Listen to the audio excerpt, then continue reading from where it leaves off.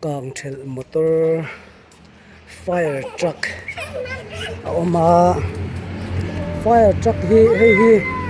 kan mu me khin ya fire truck kang thel motor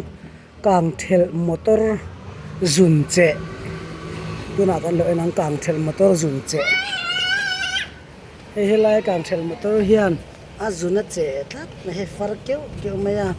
azung na sa to khop na he kang thel motor zun che ka vai khat mu na ani nan la zela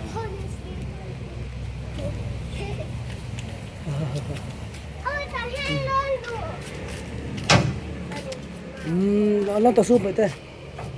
kan sia rang he kang thel motor hi kum sang ni som ni pakhata an siam ani ti chuanin tui adon hlok zong chu liter sang thum zanga apur theini hurtam thei khop mai